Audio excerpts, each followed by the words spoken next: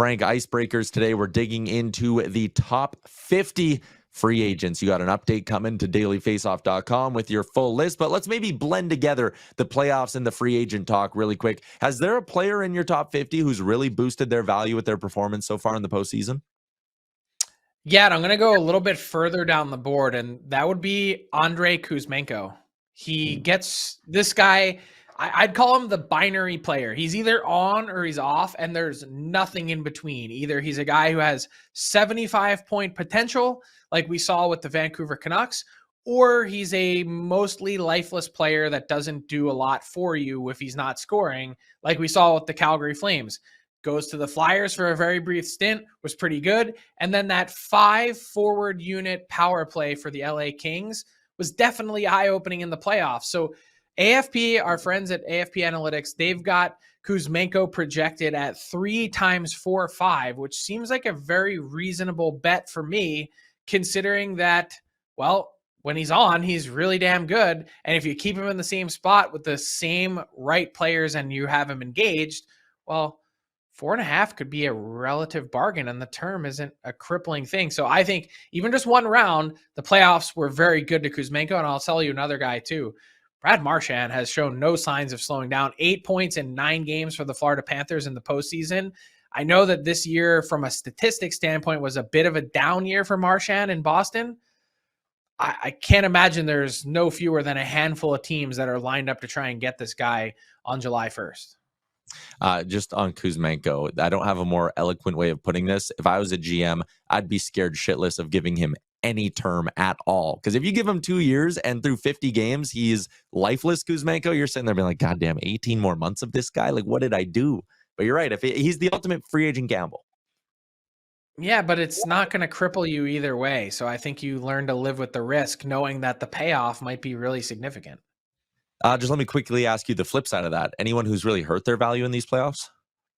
Yeah, I think Brock Nelson did some damage to his free agency expedition for sure. Look, do I have any doubt that Brock Nelson is going to be signed? No. But he does turn 34 by the time the puck drops on the season. And he's a guy that was just very quiet. I had a really tough time going through my top 10 and trying to sort out, does Brock Nelson make the cut? And they're projecting him at 3 times 7.1, which seems reasonable enough. I think it was projected at 7.5, so it's taken a hit from 7.5 to 7.1. But then it was like, well, do I put Nelson in the top 10 or Brad Marchand? And I'm looking at their 2 playoffs and going, these 2 things are not like each other. And even though Nelson is the big, rangy center who plays strong defense, you're not losing any compete with Marchand on the wing. So I kept Marchand in that top 10. You see him there at number 8, even though his projection's lower. I just think that Nelson, it's a signing that wouldn't come without risk. Yeah.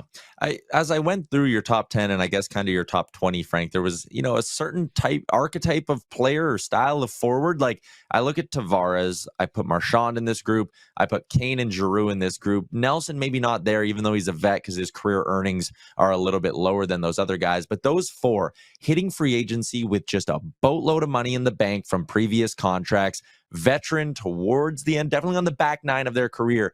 How will those 4 balance the, okay, I want to get my fair share, I want to get money, I also want to win a Stanley Cup? Like out of those 4, do you think there's any one of them that's more inclined to take a discount with a contender than another? Not really, because I think we're also arriving at a juncture here where the Cap's seeing its first real market increase in a long time.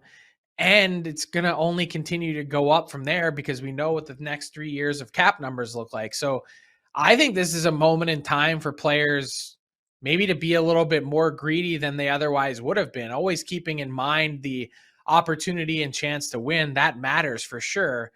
But I don't know that anyone needs to sacrifice on the dollar front this year because we're out of the COVID times where everything was flat.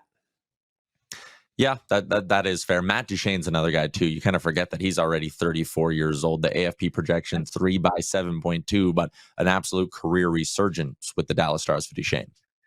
But he was the exact guy that I was thinking of because the last 2 deals that he took, 1-year deals, were way lower than he probably should have ever taken on the open market and wants a chance to win, but Once you do that 2 years in a row and you don't win, and maybe they do this year in Dallas, don't you just turn around and say, well, I might as well get paid what I'm worth then. Why do I continue to be the dummy here taking the discount when I could just go do that somewhere else and still have a chance to win? Yeah, I definitely see what you're saying. Speaking of the projections, I'm looking at some of the defensemen on here, Frank, and it's like, hey, Provorov 7 by 7. Okay, he's 28. Gavrikov 7 by 7.6. Holy shit, he's 29. You're going to give that guy that much money. Do you think those projections are off from what we'll see on July 1? Or, as you just alluded to, is this a product of the new cap world we're entering to, where, yes, free agents are back to demanding a ton of money? Well, I think definitely free agents are back to demanding a ton of money. Will all of these projections be spot on? No. The Gavrikov one, to your point, is the one that surprises me the most. 7 times 7.6, north of $53 million for Vladislav Gavrikov.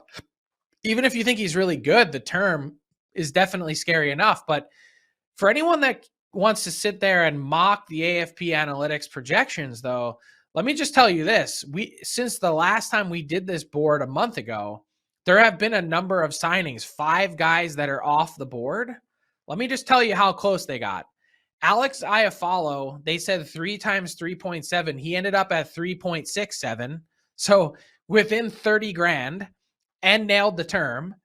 They said Neil Pionk 6 times 7, and they literally dead to nuts nailed it. I don't know if the Winnipeg Jets front office just said, whatever, we're not even going to negotiate. We'll just throw out there the AFP projections and see what happens. Freddie Anderson got a little bit more. He was at 1 times 2.2. He ended up coming in at 1.35 because the goalie market is very scarce. Taylor Hall was at 2 times 4.4. He takes 1 extra year and cuts that AAV way down. And then Nick Dowd, they had him at 2 times 2.5. He comes in at 2 times 3 to stay and not go to the market. So point being, their projections, they're not all going to be perfect, but man, they have been pretty damn good reading the market so far. Last one I got for you, reading the market, the goaltending market, as you just said, it's a bad one, Frank. Is that going to lead to Jake Allen getting a boatload of money from someone, or is there going to maybe lead to some increased activity on the trade market? Both? No, I think both, probably. Jake Allen should get paid. I think their projection, they have 2 times 3.5. I think it's probably a little bit low. And I also think that it's going to highlight the trade market, because if you're looking for a goalie, if you're playing the game of goaltending musical chairs on the free agent market so far this summer, I mean, Freddie Anderson off the board, it's Allen, and then you've got Samsonov in Vegas, Dan Vladar with the size in Calgary, and Alex Lyon coming out of Detroit. I mean, it's really not a great free agent market when we typically see 8, 10, 12, 15 goalies available in a summer. This is not that. What's up, hockey fans? If you enjoyed that video, then you need to be hitting the subscribe button right here at Daily Faceoff. Exclusive interviews and analysis from our hockey insider Frank Seravalli, fantasy updates from Brock Sagan, and a daily live show at noon Eastern, Monday through Friday. You don't want to miss any of the fantastic content, so hit that subscribe button.